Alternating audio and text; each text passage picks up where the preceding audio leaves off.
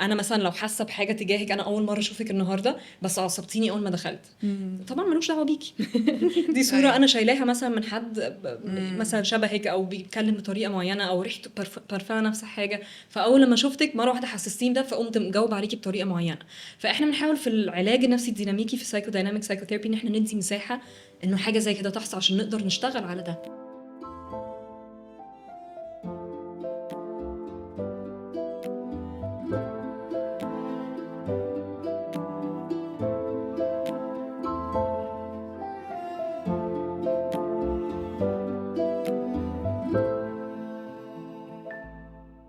في الابيسود بتاعت النهارده معانا كريستين ميخائيل، سايكولوجيست مصريه عايشه في المانيا، واحنا مبسوطين قوي قوي ان كريستينا النهارده معانا هتكلمنا عن السايكو دايناميك ثيرابي، وحابين ان احنا الاول نتعرف عليكي اكتر.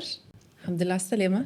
ميرسي. شكرا ان انت عرفتي تفيت ان في السكادجول بتاعك. طبعا انا اللي مبسوطه اقدر اكون معاكم النهارده. اصلا حابين ان احنا نبدا اولا ان احنا نتعرف عليكي، تقولي لنا كده الجيرني بتاعتك بتاعت السايكولوجي، درستي فين، بتشتغلي فين؟ احنا عارفين ان انت عايشه في المانيا برضو.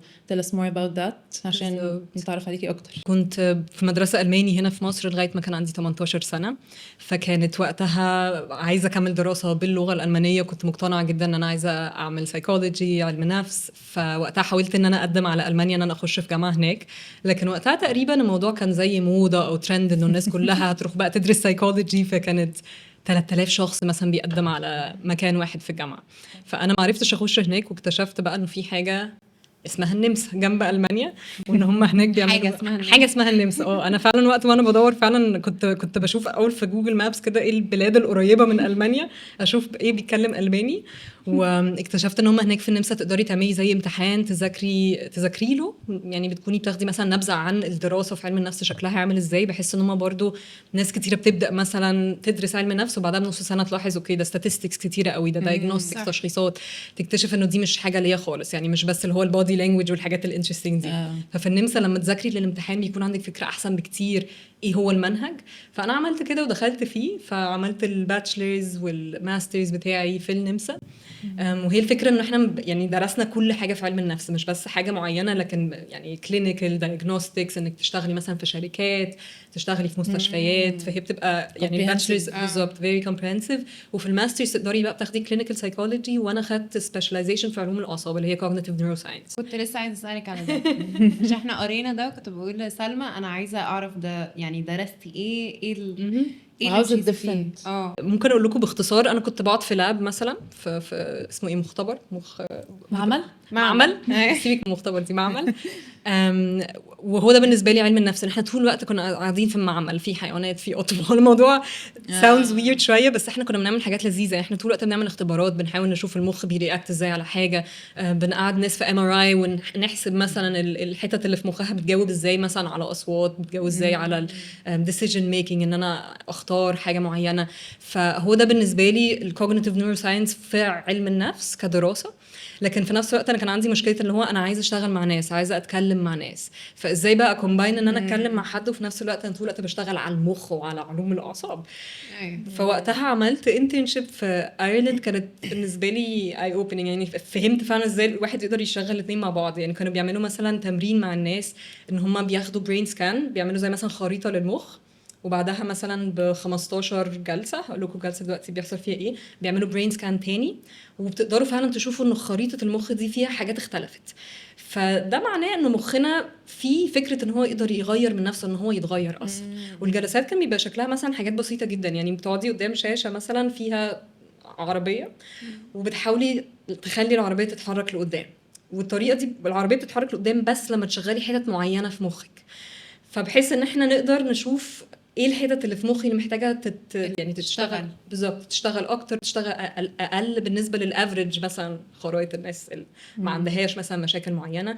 طبعا دي لاطفال عندها ADHD مثلا، قله التركيز، حركات كتير، بالنسبه لهم حاجه مفيده جدا. غير انه اهالي بيقدروا يشوفوا اوكي انا طفلي ملوش ذنب في اللي بيحصل ده، اهو عندك صوره من مخ طفلك ده مش ذنبه. فدي حاجه بالنسبه لي كانت اكتر حاجه فرقت بالنسبه لي، ان احنا نكومباين نخلط الحاجتين دول مع بعض، علوم الاعصاب مع ان انا اتكلم مع حد، فكره ان اللي قدامي ده مش ذنبه، يعني مخه زي عضله ممكن تتغير. فهي دي انا بدات بقى ان انا ابقى مهتمه جدا بعلوم الاعصاب، افهم اساسا احنا بنتحرك ازاي، يعني ان احنا مش امر واقع كده حياتنا، لكن انه كل حاجه بتيجي من حته، ومخي متعود زي عضله يعمل حاجه معينه، بيقدر يتمرن برضو لحاجه مختلفه. It sounds so cool، بس برضو it sounds very different عن اللي انت يعني you ended up doing دلوقتي. اللي احنا عارفينه برضو حابينك تقولي لنا اكتر، ان انت دلوقتي بتشتغلي كثيرابيست مع او using psychodynamic theory او psychodynamic approach which is different عن الدراسة بتاعتك شوية. يعني احكي لنا برضو how did you end up there، وبرضو حابين ان احنا نعرف منك what is this school of thought. يمكن ناس كتير عارفاها in general ككلمة، او انا شخصيا لما حد بيقولها بفكر فرويد، بس حابين نسمع منك اكتر what is it، ايه الاوريجينز بتاعتها، يعني brief us كده about it اكتر. الفكره انه في المانيا او عامه بره في اوروبا، انا بعد الماجستير ما اسميش معالجه نفسيه، يعني انا باسمي سايكولوجيست، اخصائيه نفسيه، لكن ما ينفعش ان انا اعالج مثلا في عياده واحاسب مع التامين الصحي وادي تشخيص، ولا كده كده احنا مش بندي ادويه، دول الاطباء السايكايترست بالظبط. انا سايكولوجيست، بس عشان اقدر اشتغل مع حد في عياده لازم ابقى اسمي سايكوثيرابيست، دي لايسنس زياده واحد لازم يعملها.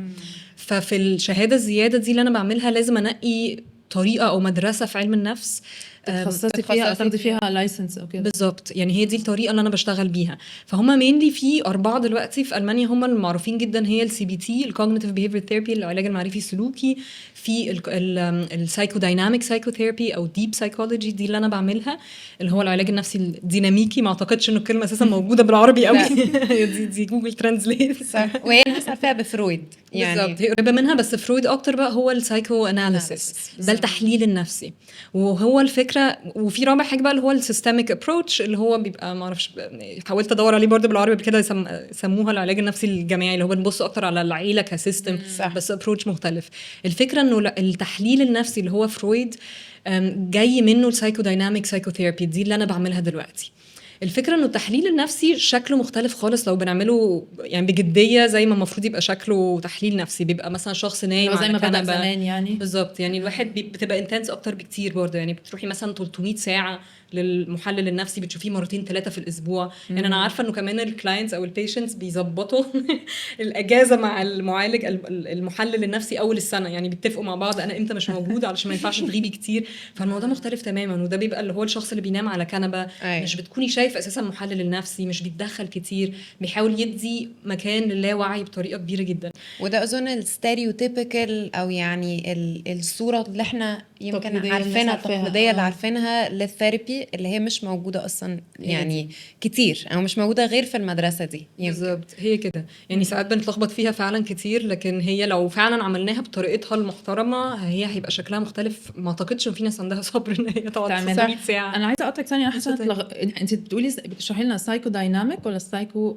دي سايكو اناليسيس اللي هو التحليل النفسي، لكن جاي منه السايكو دايناميك سايكوثيرابي. فواحده كأنه هي مدرسه الام يعني. بالظبط، مدرسه ام هي السايكو اناليسيس، والاب هو فرويد.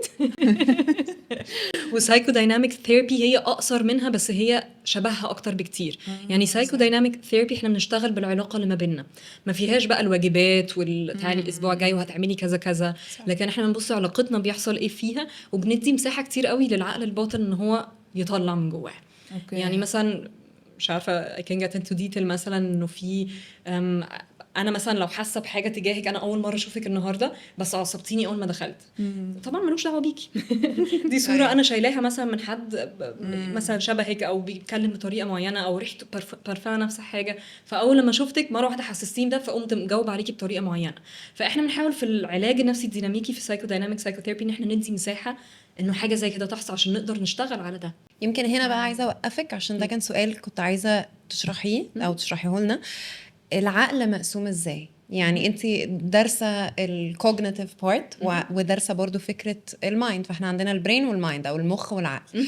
احنا عايزين بما انك جبتي كلمه العقل الباطن، عايزاكي تقسميه لنا كده، في العقل الباطن في ايه تاني، ايه اللي بنبص عليه؟ حاولي تشرحي لنا الحته دي شويه. هي برضو سؤال حلو، لان انا على حسب احنا في انهي مدرسه، العقل برضو ليه معنى مختلف شويه. بالظبط. يعني احنا مثلا في التحليل النفسي في السايكو اناليتيك والفرويد عندنا مثلا حاجه اسمها اللي هو الانا والانا الاعلى واللي هو بيسموه يعني ده اللي هو الايد والايجو والسوبر ايجو. صح. الايد اللي هو كل بقى الغريزه والديزايرز، الحاجات اللي انا نفسي اعملها، اللي هو الشيطان الصغير اللي قاعد ورا. وبعدين في سوبر ايجو بقى اللي هو الملاك اللي هو بيقول لي لا ما ينفعش، والمجتمع والدين وكل حاجه انا اتعلمتها كانها كتاب. وبعدين انا في النص ده اللي هو المنفذ اللي بيقول اوكي احنا هنعمل ايه بقى بالحاجتين دول. ودي بقى ايه صراعات نفسيه ممكن تحصل من كده. يعني مثلا لو انا عندي الغريزه عاليه قوي او نفسي اعمل حاجه قوي، وفي نفس الوقت السوبر ايجو بيقول لي لا حرام ممنوع، وكل ما دول يبقوا اقوى كل ما يبعدوا اكتر من بعض، كل انا ممكن اتعب نفسيا اكتر لان انا اللي في النص مش عارفه اعمل بالانس ما بين الاثنين. فهي دي طريقه ممكن نبص عليها على الوعي او اللاوعي.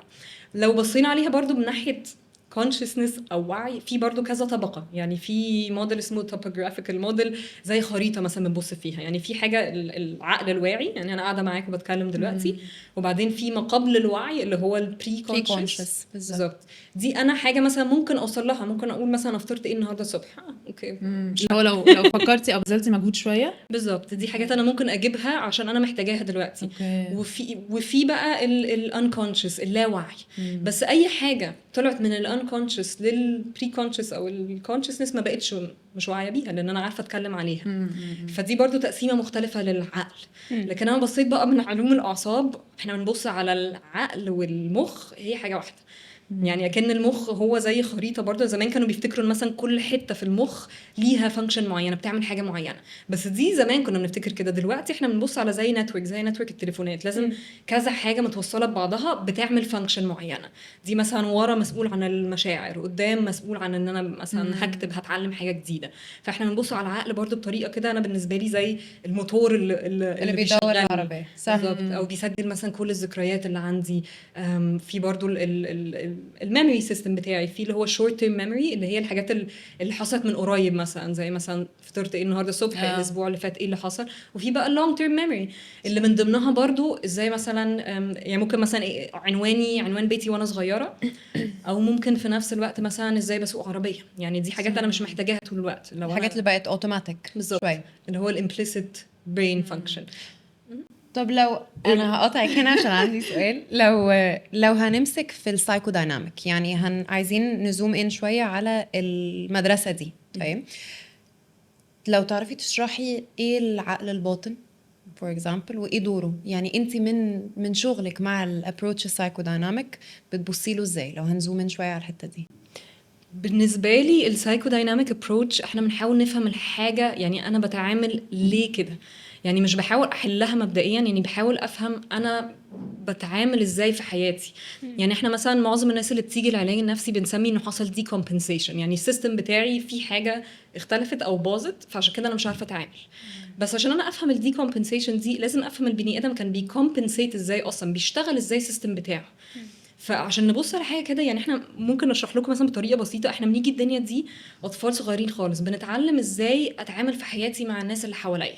بتعلم ما اعملش ايه مع الناس اللي حواليا عشان ما تاذيش. يعني مثلا لو عارفه انه لو زعقت اللي قدامي هيضربني مثلا، فهبطل ازعق. ممكن ابطل اقول مثلا انا عايزه ايه خالص، وبفضل اعيش مع حياه. يعني بنسميها برضو ديفنس ميكانيزم، هو الدفاع عن النفس. فالحاجات دي كلها بنمشي بيها حياتنا كلها لغايه ما يجي مثلا موقف، مثلا واحد اتجوز واحده بقت هي اللي بتزعق فيه فهو مش عارف يدافع عن نفسه. وقتها المشاكل زادت جدا، فهو decompensated. يعني الديفنس ميكانيزمز او الدفاع عن النفس بتاعه الكومبنسيشن بتاعته بطلت تشتغل. الطريقه اللي انا اتعلمت ان اتعامل بيها في حياتي بطلت تشتغل. فهي دي الحاجه اللي احنا بنحاول نفهمها في سايكو دايناميك سايكوثيرابي. بحاول افهم اللي قدامي بيتعامل ازاي مع الدنيا حواليه. يعني كل حاجه بيعملها ليها فانكشن. بيتكلم بطريقه معينه، قاعد قدامي بطريقه معينه، لو قاعد كده مثلا مصغر جسمه خالص، بدا يتكلم بصوت واطي، ايه اللي حصل هنا.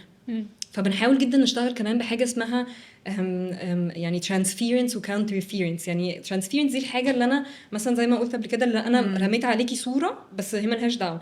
وcounterference لو انت رديتي عليا، لو انت اتعصبتي عليا عشان انا برضو طلعت حاجه جواكي. فهي حاجه زي كده احنا بنحاول نشتغل بيها في psychodynamic psychotherapy، نسيب لها مكان بحيث ان انا اعرف اللي قدامي ده بيتعامل كده ليه. لان اي حاجه بتحصل ما بيننا احنا الاثنين هتكون بتحصل للشخص ده برضو بره العلاج النفسي. فانت كانك بتعملي اللينكس بين اللي بيحصل في الواقع قدامك وبين زي ما تقولي الهيستوري او العيله او الباك جراوند او كده بتاعت بالظبط. الشخص. بالظبط، وهي زي باترنز في العلاقات، يعني كتير قوي. يعني اشهر حاجه اللي هو انا دايما بنقي نفس الشخص. ده بقى سايكو دايناميك سايكوثيرابي. ايه بقى اللي بيحصل هنا؟ يعني احنا لما بنعيد علاقه كل شويه احنا بنحاول نصلح حاجه، يعني بحاول اخد حاجه ما خدتهاش وانا صغيره، او ممكن اكون بحاول انتقم مثلا من بابايا في حد جديد. يعني في حاجه ما خلصتش بحاول اقفلها مع حد جديد انا قابلته. عشان كده احنا في العلاج النفسي الديناميكي بننط بقى في الوقت ونحاول نفهم انا بحاول اصلح ايه، يعني ايه الحاجه اللي اصلا مضايقاني.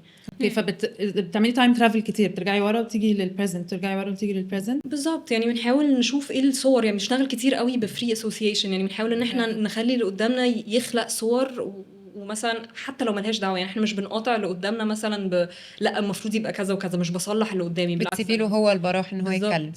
زي مثلا حاجه حلوه لذيذه الفرويديان سليبس، يعني ان انا اغلط في حاجه من غير قصد. مثلا واحد بيتكلم على مراته يقول اصل مامتي عملت كذا وكذا، فنقوم ماسكين بقى في الزله في النقطه الصغيره دي أيوة. نقول له فدي بالنسبه لي نقطه في سايكوديناميك سايكوثيرابي، ده اللاوعي يطلع حاجه بس هو مش واعي بيه اللي قدامي. اوكي. عايزه اسالك حاجه على تقسيمه المخ اللي انت قلتيها، لما قلتي في العقل الواعي وقلتي بري كونشس واللاواعي. هل الحاجات ينفع تطلع من السب كونشس او الانكونشس للبري كونشس وكونشس؟ يعني هل هي رايح جاي، ولا وانس ان الحاجات طلعت من السب كونشس ما ينفعش الواحد يرجعها للسب كونشس؟ يعني هل هو في طريق مفتوح رايح جاي، ولا هاوز ات لايك متقسمه ازاي؟ يعني في مثلا زي، طبعا مش بوردرز بجد يعني، بس اللي هو الحاجات ممكن حاجه تطلع وننزلها تاني، او لو هنقسمها كده. وانا اتخيل ان هو يعني ما عنديش اجابه واضحه لكده. هي طبعا اسهل من اللاوعي ان احنا نطلع للوعي، يعني مثلا من الاحلام، من زي الفرويديان سليبس بنقول عليها غلطت مثلا في الكلام، ان انا لما اتامل لما راسي تسكت خالص وقتها، او مش تسكت يعني ببطل احاول ان انا اجنريت من جوايا حاجه، وقتها الدنيا بتهدى، فاللاوعي عنده مساحه. لكن ان انا ارجع من ان انا حاجه بقت واعيه بالنسبه لي وارجع تاني، ده معناه ان انا نسيتها. يعني مش شرط ان هي انا ما بقتش حاضره يعني. بالظبط. بس مش ان انا يعني ان انا ممكن اكون نسيتها بس اقدر ارجع لها تاني، ممكن افتكرها تاني مثلا لو حاجه جت. فانا مش قادره ان انا اقول 100% ان هي اختفت او ان هي رجعت تاني في العقل الباطن. ممكن اقول ان انا مخي مش محتاجها مثلا. what is stored في العقل اللاواعي؟ هل هي ذكريات قديمه؟ هل هي يعني ايه اللي بيتخزن هناك؟ اللي بيتخزن جواها حاجات كتيرة، زي مثلا المعتقدات بتاعتي. مثلا أنا معتقد إيه عن نفسي؟ هل مثلا أنا حاسة أن أنا ماليش قيمة؟ المعتقد ده معتقد. او مثلا انا دايما بفشل، ده معتقد. انا اشطر واحده في الدنيا، ده برضو معتقد. في برضو الاتاتشمنت باترنز اللي الناس بتقسمها الاتاتشمنت باترنز. انا يعني مش مقتنعه قوي بالفكره دي، لان انا بحس ان كل حاجه فلويد فلكسبل شويه. بس حاجه زي كده انماط العلاقات اللي انا بخش فيها برضو بتتخزن جوه ده. ذكريات بتتخزن جوه ده. طبعا بكل اشكالها. يعني في ذكريات احنا مش بنكون يعني مش لازم نكون واعيين بيها، مثلا زي بركب عجله، بس ممكن اكون ذكرى مثلا من زمان، مثلا جدتي كانت بتلبس ايه، حاجه كده. فكل الحاجات دي بتتخزن جوه العقل الباطن بتاعنا او اللاوعي بتاعنا. انا عارفه ان ممكن ما يبقاش فيه سن معين، بس roughly it starts يعني من اول سن كام بنبدا نخزن؟ المخ بيبدا يخزن في اللاوعي. هل هو من اول ما نتولد ولا واحنا في بطن امهاتنا؟ اوكي. يعني اتليست ده الستاديز او الدراسات اللي بتقول كده انه في، يعني هي الفكره جايه من فكره انه الدي ان اي بتاعنا اساسا بيتاثر بالجينات بتاعت مامتنا. مثلا لو كان في ستريس، طبعا كورتيزول كتير او تروما. بالظبط، ترانس جنريشنال تروما. صح. يعني حتى اساسا برضو اكتشفوا جديد، او مش عارفه جديد يعني بالنسبه لي جديد في الكام سنه اللي فاتوا انا قريتها ريسنتلي انه التروما مثلا مش شرط ان هي تسبب للشخص نفسه تروما او اعراض، لكن ممكن مثلا الاحفاد او احفاد الاحفاد هم يبداوا يطلعوا حاجه، لان هي حاجه متخزنه في الدي ان اي بتاعنا. في كتاب بيقول بالظبط اللي انت قلتي، غالبا كلنا قريناه، اللي هو بيتكلم على الترانس جنريشنال تروما، اللي هو اسمه It Didn't Start With You. مش عارفه انتوا قريتوه ولا لا، بس الكتاب ده بيوصف بالظبط اللي انت قلتيه. It's a very good book على الفكره دي، ان ممكن حد يبقى جدته مثلا هاجرت for example وحصل لها مواقف صعبه قوي، هو لما بيروح اماكن شبه او يعني بيحصل له مواقف شبه اللي حصلت لها، بيلاقي نفسه حاسس بنفس الشده مع ان هو عمره ما مر بيها. فالفكره دي زي ما انت قلتي جديده، وبيتهيألي لسه مش مفهومه قوي، بس هي انترستنج جدا. في غير انه الدي ان اي جوه بطن الام بيتغير برضو بسبب مثلا ستريس هرمون زي مثلا كورتيزول. ده بيأثر علينا احنا ان احنا حاجات معينه مثلا تظهر عندنا بعدين. غير بقى انه في كمان في الديفلوبمنت، يعني زي مثلا انا كل ما بكبر في السن بتعلم حاجات جديده، مثلا بتيجي تشالنجز جديده بالنسبه لي. فمثلا من سن يعني اول ما اتولد لغايه مثلا 6 شهور ببدا ان انا احس بالمشاعر. يعني مثلا مامتي بالنسبه لي ممكن تعمل حاجه صح او ممكن تعمل حاجه غلط، ما فيش قوي يعني تقدر بس تاكلني او ما تاكلنيش، او تجاوب مثلا على الحاجات اللي انا محتاجاها او ما تجاوبش. فهي في فكره ان هو اللي هو يعني هي ايدر ام كويسه او ام وحشه. فالطفل بيكون شايف الدنيا شويه بلاك اند وايت. بعدها بشويه لما بيكبر طبعا بيتعلم ان هو بيخزن حاجات اكتر عن بس ان هو انا حاسس انه في حد قدامي بيديني حاجه او مش بيديني حاجه. بيبتدي يتعلم مثلا اللغه، ان انا اطلب حاجه من الشخص اللي قدامي. وهي الفكره انه الاطفال بدري خالص ما عندهاش لغه ان هي اساسا تستوعب بيها فكره الوعي. يعني ان الوعي، المشاعر اللي انا بحسها كلها كطفل او بيبي خالص بتكون كلها يعني نقيه جدا، لان مفيش حاجه اتدخلت فيها زي اللغه، مفيش حاجه اتدخلت فيها زي حد من بره او ثقافه او اي حاجه معينه. فكل حاجه انا بحس بيها وانا في السن ده بيتخزن جوه العقل الباطن بتاعي. لكن هي حاجه احنا اصلا بننساها بعد سن 3 سنين. ناس قليله جدا اللي فعلا فاكره ميموريز او حاجات حصلت لغايه سن 3 سنين. هل في ناس يعني او actually let me rephrase what makes someone more capable ان هو يأكسس العقل اللاواعي عن التاني، ولا هي ملهاش حسبة معينة؟ هي بالنسبه لي من اللي انا بشوفه مع الناس اللي انا بتعامل معاها، هي فعلا الناس عندها هدوء اكتر، بتقعد مع نفسها اكتر. انا ما اقدرش اقول الصراحه مين يعني يتميز اكتر عن التاني ان هو يفتكر حاجات، لان هي بالنسبه لي برضو حاجه غريبه. يعني في ناس بيقولوا لي انا فاكره وانا عندي سنه او حاجه ريحه مامتي او مش عارف ايه. فانا الصراحه ساعات بشك في الاول، بقول اكيد شافت فيديو، اكيد شافت صوره. بس انا عايزه اصدقهم برضو في نفس الوقت انه يمكن في فعلا. بس انت من الاكسبيرينس بتاعك الشخصي بتحسي انه people who الناس اهدى وبترفلكت اكتر مثلا او كده، او لما تدي نفسك المساحه ان انت ما تبقيش في ستيميوليشن طول الوقت حاجه بتحصل من بره. يعني انا حتى اقعد مع نفسي، مش لازم فكره ان انا ما افكرش في حاجه دي، لان لو مش بفكر في حاجه يعني انا بفكر في حاجه، فهي كده كده ملهاش معنى. بالظبط. فهي فكره ان انا اقعد مع نفسي، فكره ان انا مش مضطره اجاوب على حاجه بتحصل لي من بره، انا قاعده مديه مساحه للحاجات اللي جوايا تطلع. ان انا اخد بالي مثلا انه في ناس كتير قوي بتكتب كل احلامها لما بتصحى، يعني اول ما بتصحى. ان انا لو قمت غسلت وشي خلاص الحلم راح. فلما بتكتبي كل حاجه على طول، دي برضو فكره حلوه ان الواحد يدي مساحه للعقل الباطن بتاعه او اللاوعي ان هو يتعرف عليه شويه. انا في مش عارفه ايه اللي خلاني اعمل كده، في فيز من حياتي كنت دايما بكتب احلامي اول ما اصحى، وكنت بلاحظ قد ايه ده دايما بيخليني افتكر احلامي اكتر. كنت كل ما انا كنت مقتنعه انه بيخليني احلم اكتر، فكنت بكتب عشان اجرب ان انا احلم اكتر، بس اكتشفت ان هي ملهاش علاقه غالبا. بقيت دلوقتي عندي كوبي بوك كله احلامي وانا صغيره، بس مش عارفه اعمل بيه ايه. دي لكريستين حلقه بودكاست. بس هو حقيقي يعني احنا برضو في المعمل مثلا في علوم الاعصاب مثلا كنا برضو بنبص على الاحلام. يعني انا فاكره هم تربسوني برضو بكل السلوكه والحاجات دي وقعدوني على سرير جديد من ايكيا. انا فاكره كانوا بيحاولوا يحلوا لي الفكره، قالوا لي المرتبه دي جديده بس قعدوني الليله كلها مش عارف حاجات متركبه فيا عشان يشوفوا انا بنام ازاي. بحفظ مثلا كلمات معينه ويشوفوا اليوم اللي بعديه انا فاكره قد ايه منهم. فاحنا اشتغلنا كتير على فكره الاحلام، على ايه اللي بيحصل في النوم. وفعلا النوم فيه مخنا بيشتغل بالظبط. يعني مخنا بيحاول يحل مشاكل فيه. عشان كده بيقول دايما برضو sleep on it. نام الاول على الموضوع، لما تحسي ان انت مش عارفه تحلي حاجه نامي، واليوم اللي بعديها هتكوني فاهمه اكتر، لان مخي بيكمل. يعني انا بنام بس مخي بيحل لي مشاكلي، ودي حاجه لذيذه. خلينا ننام اكتر. طبعا بما انك اتكلمتي في الاحلام، طبعا انا متخيله ان ده غير ان هو توبيك انترستنج ليا انا، يعني متخيله ان هو انترستنج لناس كتير. عايزه اسالك كذا حاجه عن الاحلام. اولا are there برضو من الاكسبيرينس بتاعك سواء من دراستك او من شغلك او كده، هل في common themes بتواجهها كتير في الاحلام او الناس بتحلم بيها اكتر من احلام؟ مش عارفه if that's true. كمان انا ساعات بشوف انه في themes معينه تلاقي ناس كتير بتحلم بنفس الحلم بالظبط.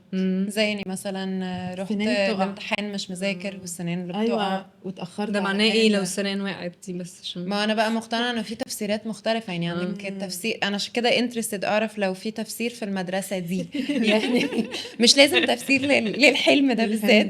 بس يعني انا كان جزء من اسئلتي بتشتغلي مع الاحلام ازاي. يعني احنا الطريقه اللي احنا بدانا نشتغل بيها عن الاحلام او اللي انا اتعلمت نشتغل بيها عن الاحلام، ان احنا بنخلي مثلا اللي قدامنا يحكي الحلم بتاعه ومش بنتدخل خالص. اللي احنا بنحاول نعمله ان احنا بنجمع صور.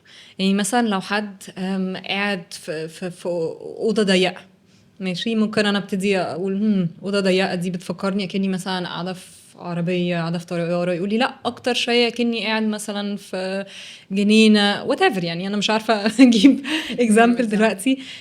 بس ان احنا بندي مساحه ان احنا بس بنجمع معلومات، بنحاول ما نصلحش او مش بنحاول ان احنا ندي اناليسيس للموضوع خالص، ندي افكار انه ده معناه انك هتخسر فلوس كتير او انك خايف. يعني انا بحاول اخلي اللي قدامي هو اللي يقول لي معناه ايه، لان انا بالنسبه لي صعب جدا من بره اقول له. عشان كنتي بتسالي برضو لو في ثيمز معينه مثلا، طبعا ممكن يكون في حاجات بتشبه بعض، بس احنا عشان نفهم الثيمز دي اصلا محتاجه اعرف اللي قدامي بيكسبيرينس او يعني بيمر بالثيمز دي ازاي.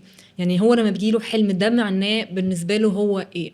وممكن ان احنا مثلا ندي افكار، زي مثلا احنا كنا لسه بنتكلم على حاجه تانية من شويه، هل حاسس انه ده ليه دعوه بده؟ طب اشمعنى مثلا المدرسه بتاعتك، طب دي كانت مين بالنسبه لك؟ يعني انا بحاول ان انا اخش بكيوريوسيتي، انا مهتمه افهم الحاجات دي بالنسبه لك ايه. غير انه في الاحلام لازم نعرف هل دي ريزيدوالز اللي احنا بنتكلم عليها، يعني مثلا دي رواسب بواقي يعني او بواقي بواقي من حاجه فعلا حصلت. يعني هل مثلا انا حلمت ان انا كنت قاعده مع ناس وقاعدين بنتكلم في ميكروفونات عشان احنا فعلا قاعدين النهارده بنتكلم مع بعض، يبقى دي يعني مش شرط ان تكون ليها معنى اكبر من اللي قصدك بيحصل. لو ليها علاقه بالحقيقه اللي هو مر بيها بالظبط. فدي بالنسبه لنا مش هتخش قوي في يعني مش شرط يكون ليها معنى اكبر او اي حاجه، لكن دي حته من انه مخي بيحاول يخلص او يدايجست، يهضم الحاجات اللي حصلت مثلا في اليوم. ليه علاقة أكتر أو يعني الطريقة اللي بتشتغلوا بيها ليها علاقة أكتر بكل شخص والإكسبيرينس بتاعته هو أو تجربته هو مع حياته، عن إنه في تفسير واحد فور اكزامبل للثيم ده. ده الابروتش بتاعي انا اتليست، لان هو صعب جدا ان انا اخش على حد واديله تحليل لحاجه معينه، لان انا كده بمحي فكره ان اللي قدامي يديني حاجه ممكن تكون مهمه. لما انا اديله فكره من نفسي يبقى انا يعني قطعت فكره ان هو ممكن يخترع حاجه، يطلع حاجه من العقل الباطن، بان انا اديته فكره مختلفه واديته في سكه تانية. ازاي بتشتغلي على العقل اللاواعي؟ يعني one of the ways is ان انت تحاولي تاكسس الاحلام. ايه تاني حاجات بتستخدميها في الشغل بتاعك ان انت تحاولي تاكسس الحته دي من المخ؟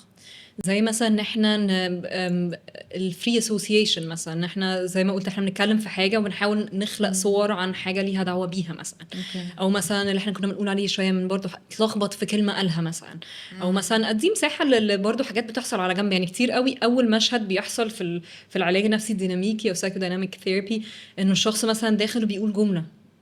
تمام. الجمله دي ممكن تكون ليها معنى اكبر مثلا بعد كده. يعني ممكن تكون ليها مثلا انا جاي ومتلخبط، سكه كانت وحشه ومقرفه مش عارف ايه، اديني وصلت اهو. بعدين يبتدي يحكي ويحكي ويحكي فعلا ان هو في حاجات كتيره في حياته تعبان مثلا. ممكن تقولي له زي ما انت داخل النهارده وحاسس انك تعبان او حاجه كده.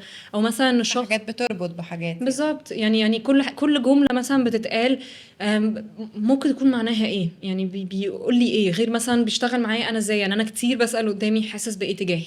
طبعا بالنسبه لناس كتيره ده سؤال صعب ان احنا نقول قدامنا انا حاسه ايه بايه تجاههم، لان كتير قوي احنا جوانا غريزه ان احنا يعني sounds extreme دلوقتي بس هقولها كده وشوف ان كل بني ادم جواه غريزه ان هو يتعصب او حتى يوصل لدرجه ان هو يقتل اللي قدامه. تمام. لكن احنا طول الوقت مش بنعمل كده، احنا طول الوقت ريستريكتد من ان احنا نعمل حاجه زي كده، لكن احنا ثيوريتيكلي بايدنا ان احنا نعمل حاجه كده.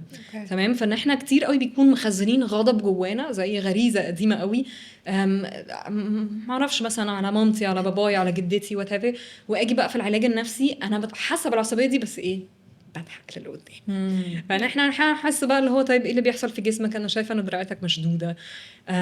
لا دراعتي شاده، ايه كمان شادد؟ رقبتي. الحاجات اللي انت بتقولها دي دلوقتي دي ناس كتيره بتقولها لما تكون متعصبه. هل في حاجه معصباك دلوقتي؟ الشغل مش عارف ايه. بس احنا قاعدين مع بعض في العلاج النفسي دلوقتي، ايه اللي معصبك هنا؟ هل في حاجه انا قلتها؟ فاحنا بنحاول ان احنا نفهم اعراض الجسم دي برضو بتحاول تقول لي ايه. ما هي دي برضو حاجه انا مش واعيه بيها. مش شرط اكون واخده بالي ان انا قاعده متشنجه قدام اللي قدامي، او صوتك صغر قوي دلوقتي انت بتتكلمي على باباكي، ايه اللي حصل؟ او مثلا حاجه زي انه اللي قدامي، هي طبعا اكستريم يعني احنا مش بنوقف اللي قدامنا في كل حاجه، بس اللي قدامي بدا يشرب، بيحاول يشرب ايه، بتحاولي تنزلي ايه دلوقتي مش تتكلمي عليه، او بيكح صوته مش طالع. حصلت لي مع واحده مثلا كانت عندي عماله تقول لي هي مش عايزه تروح لحماتها ومش قادره تقول حاجه لجوزها وصوتها مش طالع، عماله تكح. واول ما بدات اتكلم عليها على طب ليه ايه اللي مضايق؟ انا متعصبه جدا مش عايزه. طب بدا يطلع الكحه راحت. فهي كتير كانه كلام مزنوق جوه الحنجره بتاعتها، انا مش قادره ان انا اتكلم اقول حاجه زي كده، فجسمي بيعمل ده. فاحنا بنحاول ان احنا الحاجات اللي عندنا في الاوضه مع بعض نستخدمها علشان نفهم ايه اللي بيحصل في اللاوعي بتاعي ككيوز يعني لايه اللي بيحصل بره او اللي بيحصل في السب كونشس او في العقل الباطن بتاعي. بالظبط. يعني قدامي بيعبر عن ايه مش بس بالكلام، يعني الكلام ده بس يعني ممكن نقول ده طريقه واحده بس من احنا بنعبر بيها، لكن كل حاجه تانية ليها دعوه بايه. حلو قوي الاكزامبلز اللي بتديها لنا توضح مفيدة. الموضوع اكتر. بالظبط. هل انا حاسه ان عندي اسئله كتير بس خايفه يخشوا في بعض. بس هل بتحسي بما ان انت قلتي انه الكلام جزء من العلاج اللي انت بتمارسيه، هل بتحسي انه هل ده معناه انه نوع العلاج ده مناسب لناس يمكن تكون مش متعوده انها تعبر عن نفسها او تتكلم كتير او كده؟ احنا في العلاج النفسي الديناميكي بنشتغل بحاجه اسمها structure، يعني البني ادم structured، يعني السيستم بتاعه متاسس لدرجه ايه، زي فاونديشن مثلا. وستراكشر ممكن تبقى لو ستراكشر قليل جدا، متوسط، عالي. تمام. احنا كلنا لما بنيجي العلاج النفسي بنبقى اتليست على الاقل متوسط. يعني الستراكشر دي معناها مثلا علاقاتي شكلها ازاي، بقدر اخش في علاقه اصلا، بحافظ على علاقاتي، هل بعرف اعبر عن مشاعري ولا دايما بكتب جوه نفسي، هل دايما بعبر، عندي مشاكل في جسمي. دي كلها طبعا على حسب انا بتعامل ازاي مع نفسي، فاحنا بنشتغل بالستراكشر دي. فالناس اللي بتبقى مش بتعرف تعبر قوي عن نفسها او بتعبر بجسمها في الاغلب بيكون ستراكشر قليله او متوسطه. فهي الفكره ان الشغل بيبقى مختلف. انا حد مثلا ستراكشر بتاعته قليله قوي، دول هما مينلي الناس اللي بتكون عندها البوردر لاين مثلا. تمام. دول ناس مش بيعرفوا يستحملوا مشاعرهم، فانا لو قلت لهم حاجه زي انت حاسه بايه تجاهي مش هيستحملوا حاجه كده. لما انا اتكلم على علاقتنا اللي ما بيننا، ده بالنسبه لهم تو ماتش. بالظبط، بيضغطهم جامد قوي لان هم مش قادرين يعبروا، مش قادرين يقولوا لي، فممكن بعدها يتعصبوا عليا ويطلعوا لي في حته تانية، لان هم مش بيقدروا يستحملوا المشاعر.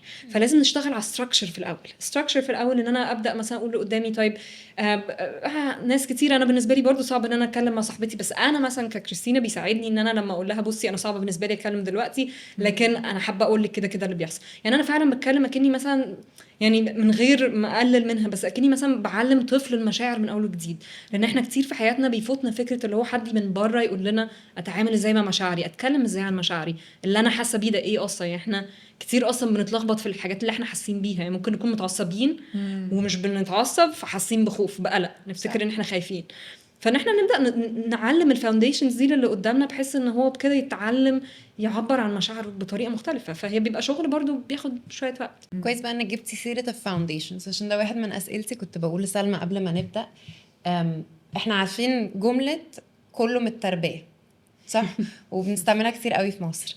فكنت عايزه اسالك في شغلك في السايكو دايناميك ابروتش، قد ايه تربيتنا وطفولتنا والفاونديشن اللي انت بتتكلمي عليها بتاثر علينا دلوقتي؟ وزي ما سلمى قالت انا حاسه ان شغلك عباره عن ان انا بروح من الماضي للحاضر، من الماضي للحاضر، وبحاول اربط الاثنين مع بعض. فقد ايه بقى من الفاونديشن بتاعتنا بيأثر على البريزنت او الحاضر بتاعنا؟ سؤال حلو، لان انا فاكره ان انا، يعني احنا دايما عندنا بيبقى لما بنعالج دلوقتي بيبقى عندنا زي مشرفه، وانا فاكره ان انا قبل كده للمشرفه يعني استخدمت كلمه تراما او حاجه، هي بقى انفجرت قالت لي كلنا تروماتايزد. طبعا مش كلمه تراما كمرض، لكن انه اهالينا عمرهم ما هيعملوا كله 100% صح بالظبط احتياجاتنا بالظبط. فكلنا عندنا تراما بشكل معين. تراما معناها انه انا عندي آلات الدفاع، الديفنس ميكانيزمز بتاعتي اللي بشتغل بيها في حياتي. تمام. زي ما قلنا من شويه، بعيش بيهم، بعرف اتعامل بيهم. بتحصل حاجه من بره بتبقى اكبر من الديفنس ميكانيزمز بتاعتي، كأن حد جاي يضربني بسلاح اكبر من الحمايه اللي معايا، متعود عليه. فانا فبدي كومبنسيت، بتكسر بتاعي السيستم بتاعي. فدي اساسا تعتبر تروما صغيره. فاساسا صعب ان احنا يعني انه حد يعمل التربيه دي صح 100%. بس طبعا في اشكال تربيه مختلفه. يعني في اسمهم ايه، اللي هو مثلا جون بولبي وماري اينسورث، مش عارفه لو يعني اسامي، هم دول اللي بداوا يشوفوا الاتاتشمنت ستايلز. كانوا مثلا بيعملوا زي بيراقبوا مثلا اطفال بتلعب ازاي، كانوا بيعملوا اوضه حلوه بلاعب، ويشوفوا مثلا الام بتلعب مع الطفل، الام تطلع شويه تقوم راجعه تاني، الطفل بيقرب لها ولا لا، بيتضايق منها ولا لا، مش عايز يقرب لها خالص لما رجعت.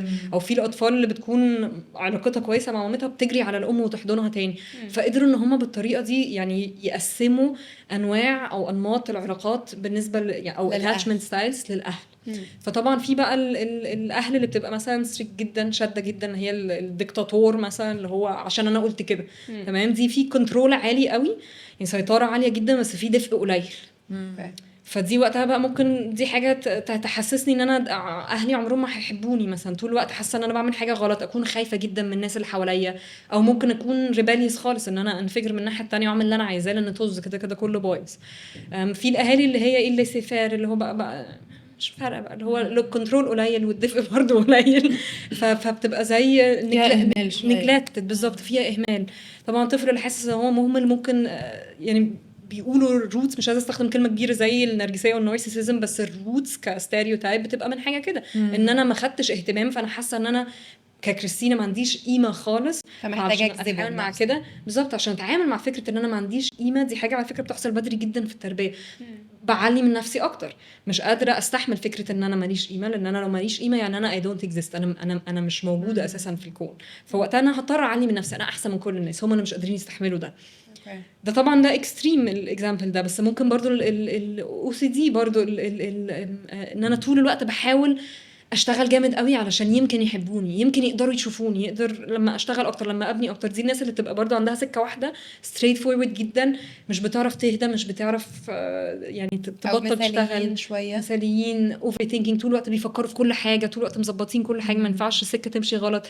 ده طبعا علشان ايه؟ انا بحاول اسيطر جامد جدا عشان اعوض ان ما فيش حد كان بيديني السيطره دي من بره، او الاطفال اللي كانت مضطره تاخد بالها من اهلها مثلا برضو عندها فكره اللي هو انا اخدت دور بدري جدا، فانا لازم اسيطر، لازم امسك جامد قوي علشان لو سبت ايه اللي هيحصل؟ لو سبت مفيش حد هيمسكني من بره. فكاني انا يعني احنا بنكونوا كاننا سايحين مع اهلنا واحنا صغيرين، لان دي حاجه طبيعيه جدا. انا لو صاحيه لو سايحه ببقى في سيمبيوسس، يعني انا وانا طفل اساسا مش عارفه افرق ما بيني وما بين مامتي او الشخص كاننا كيان واحد يعني. بالظبط، واحنا بنكون فاهمين ده اننا احنا كيان واحد. فانا لو اتزنقت في دي وما طلعتش منها، يعني احنا في حياتنا لازم نبتدي نبعد عن اهلنا، نتعلم انا بني ادم بره اهلي. لو فضلت سايحه مع اهلي دي برضو حاجه بتفرق. يعني الاهالي المفروض برضو يشجعوا الطفل ان هو يبعد، يجرب. يعني الاطفال بتحب ان هي تروح تجس حاجه، تلعب بحاجه، تكتشف دي حاجه وحشه، ثم راجعه تاني اهلها عارفه ان انا ممكن اعتمد عليهم. فدي حاجه يعني ستريت فورورد بتساعد ان الطفل يكتشف الدنيا من غير ما يخاف ان هو مش قادر يرجع.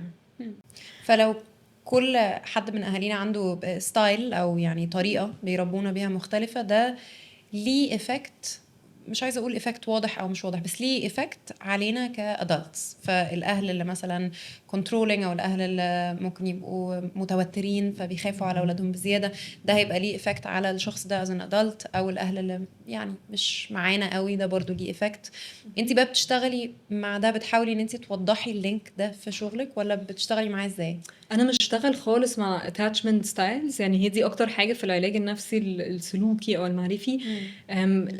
انا بحس انه بس ده اعتقادي انا، ان كلنا فينا حاجات من كل حاجه. يعني انه طبعا الستايلز بتبقى مختلفه فعلا، في اهالي نقدر نقول عليهم كذا وكذا او سلطه اكتر او اقل، لكن انا بشوف ايه اللي قدامي ده بالنسبه له ايه المهم، هو حاسس بايه تجاه اهله، في ايه مشاعر متخزنه تجاه اهله. يعني انا بحاول دايما ارجع ليه هو، لان انا عمري ما قابلت الاهل، انا ما اعرفش. واحنا اساسا يعني انا اول ما لو هطلع من هنا هحكي البودكاست كان عامل ازاي، ممكن احكي حاجه مختلفه خالص عنكم انتوا الاثنين، لان احنا كلنا بنحكي بطريقه مختلفه. فكده كده انا عارفه انه في انبوت كتير قوي جاي من الوعي من الشخص اللي قاعد قدامي. مش معناه انه ده صح او غلط، لان ده هو مهم بالنسبه لي، هو استوعب اهله ازاي. تمام. طبعا الاهالي ممكن يكونوا ليهم سبب كبير في ده، لكن انا مش قادره اشتغل معاهم. فانا بحاول افهم اللي قدامي حاسس بايه تجاه اهله، محتاج يخلص ايه مع اهله. طب انت قلتي في وسط الكلام كده، قلتي ان انت برضو في السيشنز بتشتغلي مع الحيل الدفاعيه، ديفنس ميكانيزمز. انا اظن دي اول حاجه اتعلمناها كلنا في الجامعه، غالبا اي جامعه درسناها. حتى الناس اللي مش دارسه سايكولوجي دايما بتبقى عارفه من الترم ده. تشرحي لنا what are they، مش لازم تقولي لنا يعني طبعا if you go into examples يا ريت وكده، بس قصدي تشرحي لنا what are defense mechanisms وازاي بتشوفيهم في السيشنز بتاعتك او كده. هي defense mechanisms بكلمات بسيطه هي الطريقه اللي انا بتعامل بيها او بخش بيها علاقتي مع الناس التانية.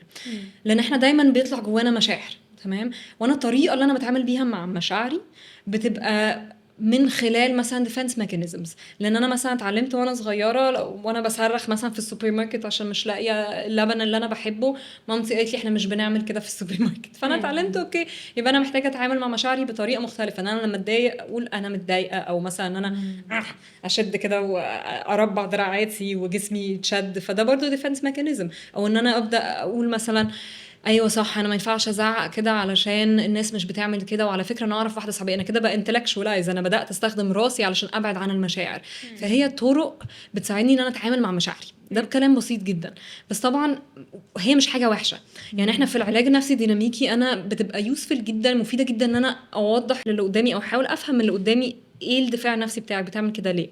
وكتير قوي مثلا اللي قدامي بيحكي حاجه وحشه قوي وقاعد بيضحك، تمام، فانا ممكن اقول له، يعني انا مش بحاول اخد منه الدفاع بتاعه، لكن انا ممكن اوضح له اقول له انت واخد بالك انك بتضحك وانت بتحكي لي عن حاجه وحشه جدا، فيبتدي ان هو يحاول يغير من ده. يعني مثلا مشاعري اللي جوه ما تشبهش مشاعري اللي بره، فان احنا بنحاول نقربهم من بعض. ومثلا ناس كتير بتحس اللي هو الهزار ده ديفense ميكانيزم، ما ينفعش اعمل كده، لان انا مثلا طول الوقت الاقي لغه مختلفه ان انا ابروجكت، مثلا انا اخش اقول انتوا الاثنين على فكره انتوا غلسين قوي زي مامتي. دي بالنسبه دي كلها ديفense ميكانيزمز، ان انا بحاول ابعد عن مشاعري وبحاول اعبر عنها بطريقه مختلفه، ان انا ببروجكت them onto you. او مثلا احس انه انا جعانه، اقوم قايله مثلا على فكره فريده هي اللي جعانه. فدي بالنسبه لي برضو البروجكشن او الاسقاط، ان انا الاسقاط بالظبط، ان انا بدل ما اقول انا جعانه اقول على فكره هي اللي جعانه.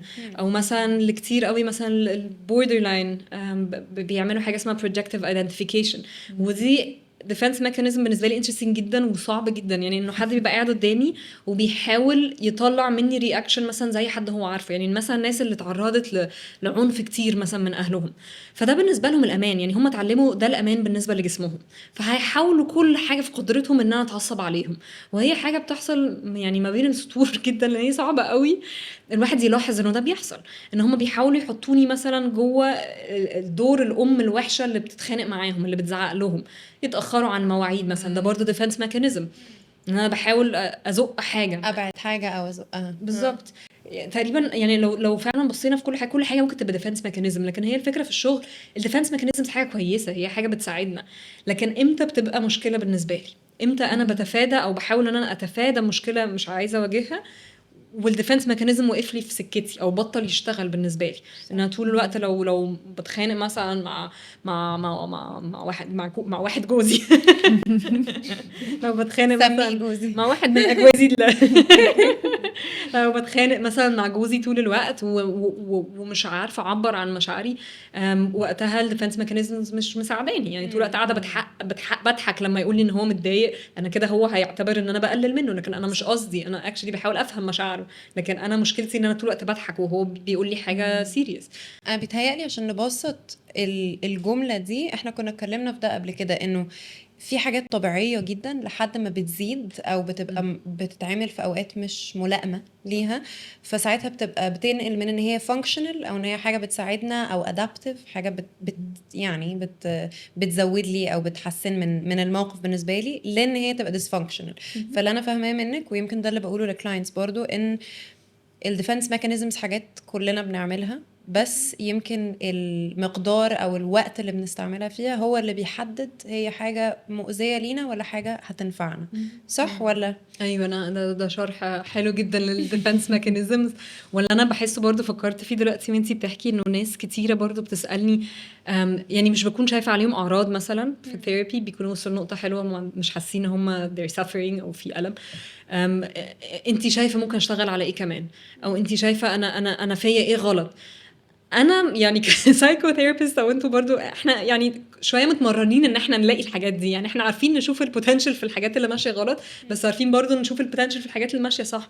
فانا بالنسبه لي بيبقى صعب قوي ان انا اقول لقدامي انت على فكره عندك المشكله دي او كذا وكذا، ان احنا دايما هيبقى دايما في حاجه ممكن نشتغل عليها، بس هي فكره ان هو ايه if it's not a problem then it's not a problem، لو الموضوع مش مشكله يبقى هي مش مشكله، صح. فده انا فكرت فيه وانتي بتقولي برضو اللي هو بالظبط الديفنس ميكانيزمز حاجه كويسه لغايه ما بتبقى حاجه مضره بالنسبه لي، بالظبط. فعلى حسب بقى سبجكتيف، انتي شايفه دي مشكله بالنسبه لك ولا لا، وقتها انا احاول اساعدك، لكن لو انتي مش شايفاها مشكله انا ليها همشيكها لك. فانت دورك كسايكو دايناميك ثيرابيست ان انت بتنوري للكلاينت او بتنوري للي قدامك الحيل الدفاعيه اللي هو بيستخدمها، يعني بتنوري له على الحاجات اللي ممكن يكون مش شايفها في الموقف، انت شايفاها من عيون بره، كأنك مراية كده شوية بالنسبة له. بالظبط. ومن الاويرنس ده بيتهيألي بيبدأ يبقى فيه بقى تغيير لو احنا محتاجين تغيير. يعني لما الشخص بيبدأ يفهم اكتر ممكن يبدأ يحاول يقلل او يغير في طريقته شوية، صح؟ بالظبط. بيبدأ يفهم انا بتعامل كده ازاي. هي دي فكرة اللي هو كنا بنقول في اول خالص، اللي هو الكومبنسيشن بتاعته شكلها ازاي، السيستم بتاعي وهو كويس بيشتغل ازاي، عشان افهم لما السيستم باظ انا بصلح ايه او ايه اللي باظ فيه اصلا. طيب انت دلوقتي لو شخص عايز ان هو يبدأ علاج عامة، من وجهة نظرك حاسة هو السوتبل، مين المناسب ان هو يقول انا عايز اختار سايكو دايناميك ثيرابيست دونا عن باقي المدارس العلاجية؟ مين اللي مناسب ان هو يخش في المدرسة العلاجية دي؟ لو بتكلم من المدرسة، كل الناس طبعا. المدرسة عندها رأي قوي عن مدرستها. وكل المدارس تقريبا كده بيتخانقوا مع بعض في الاخر. بس في الاخر بحس ان هي برضو بتقف على الشخص اللي انا بتعامل بيه، اللي انا رايحه له. لان في الاغلب يعني احنا مش بنشتغل بس بطريقه ستريكت واحده بس كسايكو دايناميك سايكو ثيرابيست. انا بالنسبه لي لو حد حاسس ان انا دايما بقع في نفس العلاقات، حاسه ان انا فعلا عندي مشاكل في الانتراكشن، بتعامل مع الناس اللي حواليا ازاي، او عندي مثلا خوف. يعني كتير قوي بحس مثلا اكزامبل لذيذ، لو طفل مثلا في المدرسه تمام، المدرس هزقه وكسفه قدام اصحابه، والطفل كان خايف جدا، ماشي، راح لعلاج نفسي سلوكي مثلا، عالج الخوف، فرجع تاني نفس المدرس ما بقاش خايف منه، راح لمدرس جديد بدأ يخاف منه. الخوف بيحب يلاقي حاجة جديدة يقعد عليها، تمام. لكن مثلا مدرس هزق الطفل قدام أصحابه هيكون حاسس بإيه غير الخوف؟ ممكن يكون متعصب على المدرس ده. طبعا المدرس هزقني قدام اصحابي، فانا ما اشتغلتش على الغضب، انا اديت بس مساحه للخوف ان هو يتحل. فهي الفكره في علاج الديناميكي، احنا بنحاول نفهم ده وراه ايه، المشاعر وراها ايه اكتر. لو انا حاسه مثلا انه الموضوع ممكن يكون ليه دعوه بحاجه قديمه او حاجه بتتعاد كتير، او حاولت مثلا كتير قوي ان انا اعالج الخوف او اعالج القلق او اعالج الاكتئاب برضو بيبقى وراه غضب مكبوت. ان انا احاول مثلا اجرب الابروتش ده، ان انا اعمل علاج نفسي ديناميكي، ان انا اشوف مثلا فعلا ايه اللي بيحصل بابعاد اكتر عن بس السطح. يعني ان انا في العلاج المعرفي السلوكي مثلا CBT احنا بنحاول نشوف مثلا الافكار، المشاعر والبيهيفير بتاعنا، السلوكيات بتاعتنا بتاثر على بعض ازاي. فاحنا very hands on في اللي بيحصل دلوقتي، وبنحاول نشتغل عليها ونلاقي solutions وحاجات كده. بس ممكن نكون مفيش التايم ترافل اللي قلنا عليه بالظبط، لكن انا مش عارفه الحاجه جايه منين بالظبط. وفي ناس بتيجي بقى العكس برضو، سايكو دايناميك ثيرابي بتحس اللي هو طب انا دلوقتي بقيت فاهمه كل حاجه بس مش عارفه برضو اتعامل ازاي، محتاجه بقى التولز، محتاجه اتعلم بقى اجرب من جديد، فوقتها ممكن يروحوا بعدها CBT مثلا. فانت قصدك ان المدارس العلاجيه بتكمل بعض كده شويه، مش لازم اختار يا اما ده يا اما ده او كده؟ ده رايي انه ده ممكن يبقى برضه هوليستيك ابروتش. وانا بحس برضه انه ساعات بنكون في فتره في حياتنا محتاجين حاجه من ده، وبعدين نروح حته ثانيه نحتاج حاجه جديده. انا بالنسبه لي برضه بتبقى يعني ملهاش مش ريليفنت قوي، بس برضه ان انا اقعد مع معالج نفسي كذا سنه او كذا سنين، ده برضه راد فلاج في حته. يعني انا لو حاسه ان انا مفيش حاجه بتتغير، دي ممكن تبقى نقطه كويسه ان انا مثلا اوقف العلاج بتاعي واجرب مثلا مدرسه ثانيه. هل السايكو دايناميك ثيرابي يعني it works well for disorders معينة؟ يعني absolutely احنا بنشتغل مع disorders، والفكره الفرق ان احنا بنشتغل على الكور بتاع الديسوردر ايه. يعني احنا زي ما قلت احنا بنشوف الستراكشر بتاعت البني ادم، وعلى حسب برضو في الديفلوبمنت، في التشايلد ديفلوبمنت بتاعنا، كل ما الموضوع يبقى ابدر، حصل مشكله مثلا ابدر، حاجه ما خدتهاش من اهلي في وقت معين ابدر، كل ما المشاكل بتبقى مختلفه. يعني او بتبقى مثلا more intense، ليها دعوه بالشخصيه اكتر، بنخش في ال personality accentuations مثلا. عشان كده احنا بنخش في سايكو دايناميك ابروتش، بنحاول زي ما قلت في الاكزامبل بتاع الطفل اللي بيشتغل على غضب مثلا، ان احنا بنحاول نشوف فيه ايه ورا الاعراض اللي احنا شايفينها بره. يعني مش بتركزي على الاعراض الخارجيه قد ما بتركزي على ايه اللي وصلنا لهنا بقى من زمان. بتهيألي على الاثنين، بتركزي على الاعراض وعلى الستيجز اوف ديفلوبمنت او اللي حصل في نمو الشخص نفسه او في الديفلوبمنت، صح؟ بالظبط. يعني هي الاعراض يعني زي كلمه سيمتومز، يعني من ايه اللي فعلا بالظبط. بيحصل جواكي في نفسيتك. يعني ان انا مثلا دراعي مش عارفه احركه خالص ورحت لكل الدكاتره ومحدش عارف يحله، طيب متعصبه على مين؟ يعني عارفه انا كتير قوي بحس مثلا حد عايز يدي حد بالبوكس في وشه دراعه بيوجعه متشنج منمل، فاحنا بنحاول نفهم في ايه ورا الاعراض اللي بتحصل دي، وبتبقى امراض كبيره برضه. هاخدك في حتة براكتيكال شوية عشان بحب ان يبقى في يعني حاجة ممكن الشخص اللي بيسمع يطلع بيها من السيشن او من الحلقة نفسها. بس ايه خطوة صغيرة ممكن حد بيسمع يبدأ بيها عشان يشتغل على نفسه؟ حاجة مثلا ممكن يبقى محتاج يفكر فيها، حاجة محتاج يعملها او يقرا عنها. one small step from a psychodynamic perspective. بالظبط. انا حاسه حاجه انا بحبها personally، هي انا حاسه بايه تجاه اللي قدامي. يعني مش بس ابص على اللي بيحصل ما بيني وما بين اللي قدامي، ده ضايقني، ده زعق لي، ده بيتكلم بطريقه كذا كذا، هو حاسس بايه، انا حاسه بايه لما بشوف اللي قدامي ده. فدي بالنسبه لي اول حاجه، بان انا اخش في الوعي جوه نفسي، ان انا اشوف ايه اللي بيحصل جوايا، واحاول مثلا اوصل بصوره اللي قدامي ده مثلا ريحته شبه مين، بصيته شبه مين، انا افتكرته مين، لان دي كده كده هتديني موسوعه عن اللي بيحصل جوايا، او هيديني فكره مثلا العينين دي بتفكرني بخالتي زمان، خالتي دي كانت عامله ازاي.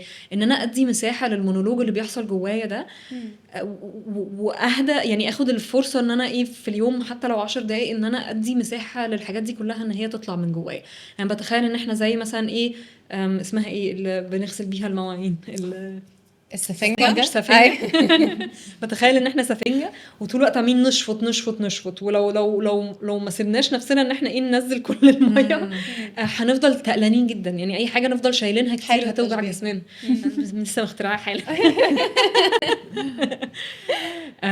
وبرضو عارفه زي مثلا فكره ان انا لو ماسكه كوره وبحاول ادوس عليها تحت الميه وطول الوقت عماله ادوس ادوس ادوس، بعد شويه دراعاتي تبدا توجعني، رقبتي تبدا توجعني، ومره واحده تقوم مفرقعه في وشي، مش هقدر استحملها. فنفس الحاجه مع النفسيه بتاعتنا، اي حاجه هفضل دايسه عليها وكتماها هتبدا تعمل لي اعراض جسديه وهتبدا تتعبني. فعشان كده ادي مساحه ان انا اشوف جسمي بيحاول يقول لي ايه، اخش في علاقه معاه. فالسؤال ممكن يبقى الموقف ده او الحاجه اللي انا بفكر فيها دي بتحرك ايه جوايا، او ايه المشاعر اللي ممكن تبقى اتحركت، او هل انا كده فاهمه صح؟ حاسه ان انتي بتتكلمي اقل يعني حاجه بيوند الكوجنيتيف، احنا بنتكلم في ايه المشاعر اللي طالعه او ايه الفيلينجز اللي طالعه، صح؟